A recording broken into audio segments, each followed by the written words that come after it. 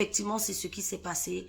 Donc, un jour, ils étaient là-bas. Il a fini de faire tout son cinoche comme d'habitude.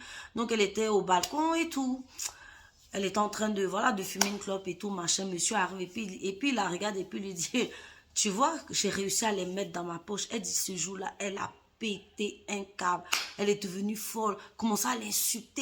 Tous les gens sont venus dire, mais Tamara, tu exagères. Ton mari qui est bien comme ça, là, regarde comment tu le traites. Tu oses l'insulter. Un monsieur bien, un monsieur gêné. Eh, mes amis, c'est dans ça la Tamara était.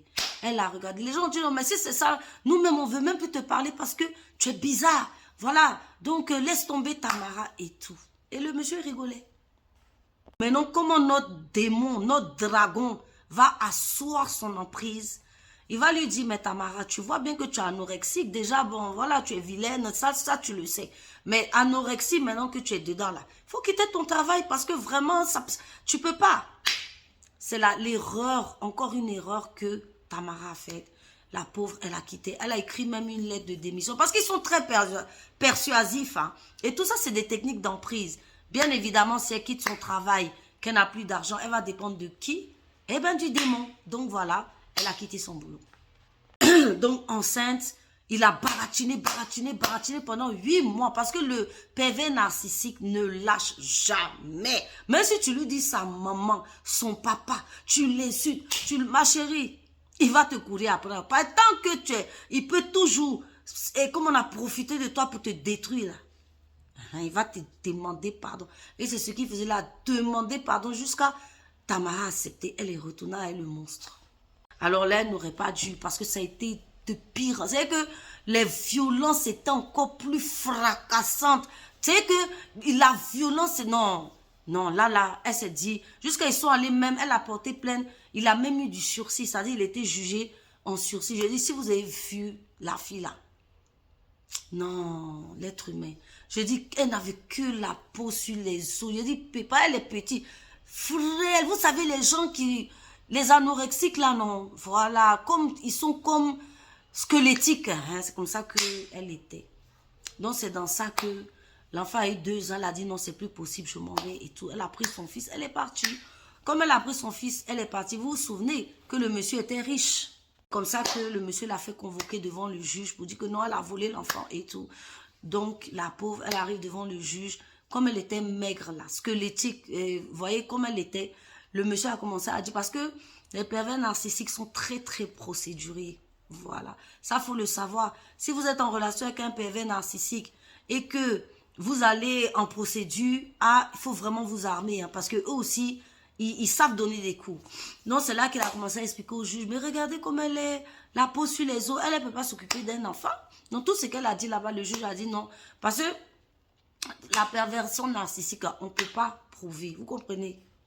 Aujourd'hui, il y a des condamnations un peu, mais c'est quand même très, très difficile à prouver. Donc, du coup, voilà un peu comment ça se passe. Elle a perdu la garde de son enfant. Donc, c'est comme ça que la pauvre, avec la peau sur les os là, l'enfant aussi n'est plus là. C'est comme ça que elle a décidé de en fait, de recommencer à vivre, quoi. Et aujourd'hui, Tamara recommence à vivre, Dieu merci. Elle reprend du poids petit à petit. Elle a recontacté certains amis qui ont finalement compris qu'elle était avec un monstre et elle revit. Et elle tient à dire à son ex-mari que je revis et que j'ai retrouvé mes amis et que je vais m'en sortir. Vous voyez un peu les amis, comment les pervers narcissiques sont des démons. Une fille que tu as rencontrée au début, tu mentais que tu l'aimais. Tu disais que c'était la plus merveilleuse. Elle finit déchet pour toi, poubelle pour toi. Et elle finit à être ton punching ball. Tu casses ses dents, tu tapes sur elle tous les jours. Mais ton but dans la vie de cette femme-là, c'est quoi? Dans le mégot, moi, tout ce que je peux vous dire, au premier signe de violence, franchement, une fois qu'une personne vous a tapé 2 fois, la 3e fois va arriver. Et la 3e fois, à la 2e fois, préparez-vous à vous dire que la 3e fois, vous partez. Arrêtez d'accepter les maltraitances. Sous aucun prétexte, vous ne devez accepter les maltraitances. Même si quelqu'un commence à te baratiner pendant 2 heures, il t'a foutu une claque de 10 kilos, à quelle heure tu acceptes? À quelle heure? C'est pour ça, l'attachement, la dépendance affective. Quelqu'un qui te traite comme une merde. Mais c'est ton mari quand même. Hein? Il va te maltraiter comme si, je sais pas, tu étais un esclave. Comme... Bon, bref, voilà l'histoire de Tamara. Vous-même là, les abonnés, mettez tout ce que vous pensez en commentaire. Mettez tout ce que vous pensez en commentaire. De toute façon, je vous fais des vidéos où je vous explique les red flags. Donc, prenez soin de vous. Faites attention à vous. Parce que tout ce qui brille n'est pas de l'or. Ciao. Donc, de là, les coups, elle ne bossait pas, tout. Maintenant, elle avait sa petite communauté parce que c'est une chrétienne. Donc, elle avait sa petite communauté chrétienne où elle allait partager. Le monstre là est encore allé dans la communauté. Le monsieur allait là-bas, on dit quand il va là-bas, là, il lave les assiettes de tout le monde, il lave tout, il fait le ménage, jusqu'à il fait les prêches bibliques et tout, se fait passer pour... Tu comprends? Hein, parce que le pervers narcissique, à l'extérieur, il est adorable. Parce que le jour même où vous allez parler, on va te dire, mais toi, qu'est-ce que tu racontes?